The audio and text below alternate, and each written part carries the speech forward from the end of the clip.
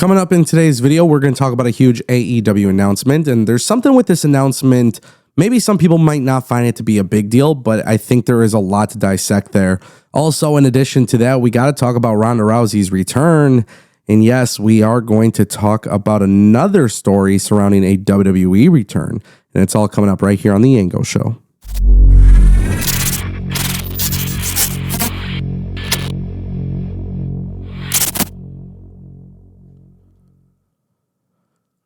If you guys want more videos like this, don't forget to click that subscribe button and ring that bell. This way you never miss a video on the channel.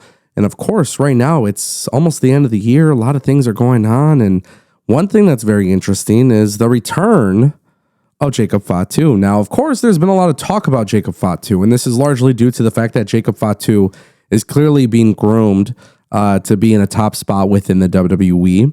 A lot of people are wondering, when will WWE pull the trigger on that? When are they going to start accelerating? And obviously, we saw that he was taken off of television, and the rumor for that was that maybe he was having some dental work being taken care of, and that obviously led to him being taken out of the ring.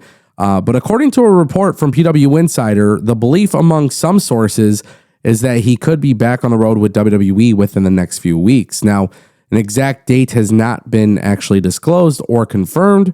However, the backstage chatter suggests that his recovery is nearing its end. This is obviously a big deal for a variety of reasons, because with Jacob Fatu not being on TV, I think that is very clearly an issue for WWE. I think there's a lot of people who have enjoyed his work in WWE, and I think there's a lot of people who want to see him on TV. I think SmackDown also needs Jacob Fatu. Quite frankly, I think SmackDown right now is a little bit far worse than Raw, and I think when you look at a side-by-side comparison of the shows, I think Jacob Fatu is desperately needed. I think it's time to bring him back onto TV and obviously, introduce some fresh storylines and things of that nature.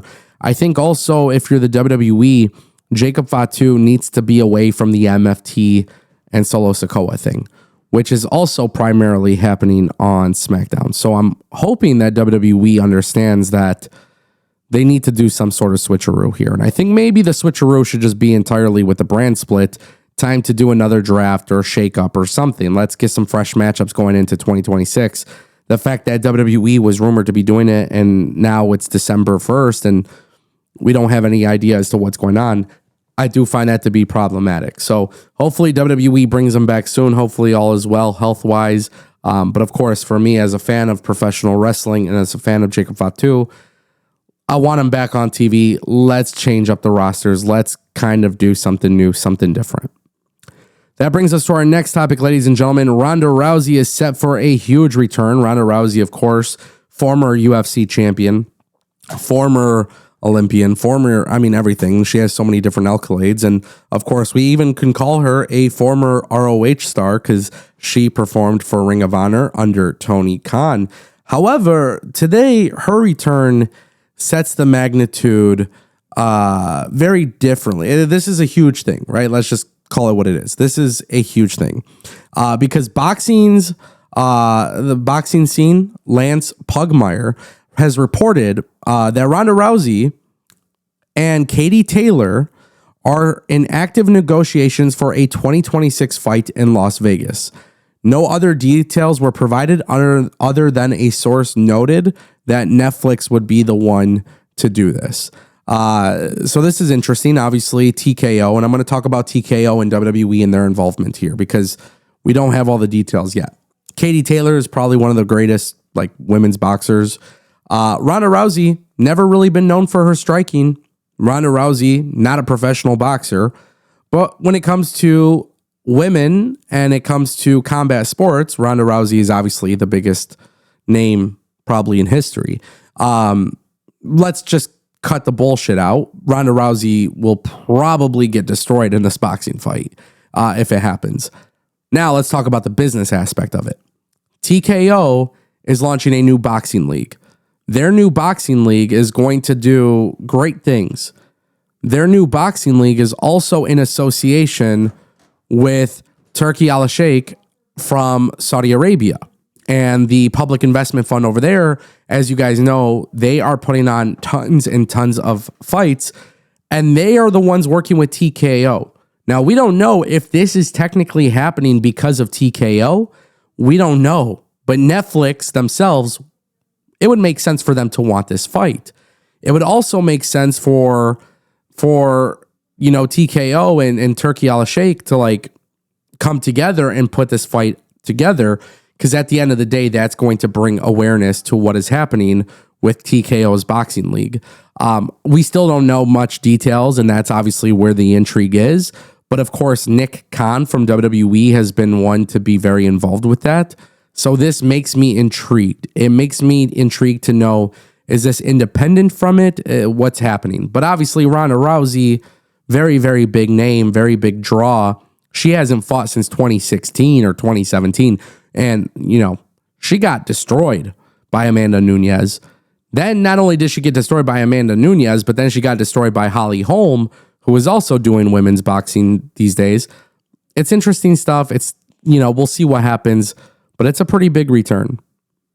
And that brings us to our final topic, ladies and gentlemen. That brings us to AEW, and more specifically, AEW Revolution. AEW Revolution has been officially announced and confirmed by AEW, and it is taking place on Sunday, March 15th, 2026. AEW announced this across all social media, and basically tickets will be going on sale soon, starting December 9th, I believe, or that might be like the early access stuff. But basically, AEW is going to do this. Interestingly enough, they're doing the pay-per-view on a Sunday. So right now, when it comes to AEW, sometimes you see them do pay-per-views on Sundays. Sometimes you see them doing them on Saturdays. Interestingly enough, we don't know what's the purpose of this, right?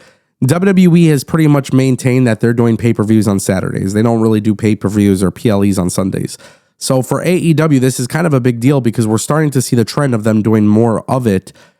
I'm kind of curious, is this because of WWE doing Saturday night's main event? Are they just being like proactive about this? Because I think that's a possibility, to be proactive about this scenario. It's like, hey, there's a chance that WWE might do a Saturday night's main event. And there's also a chance that WWE might counter program us. Obviously, WWE will try to counter program when reasonable, but I personally speaking, I've said this a million times. I like the idea of wrestling pay-per-views being on Sundays. I do. The fact that it's taking place in LA, great. Crypto Arena, great. I'm excited about that. We'll see what kind of card they prepare for with Revolution. But yeah, it's just a noticeable thing, right? Like AEW is kind of testing the waters with doing more Sunday pay-per-views. I think that's a good thing for me as a wrestling fan. Maybe not for everybody else, but I kind of get both sides to it. So let me know what you guys think in the comment section down below.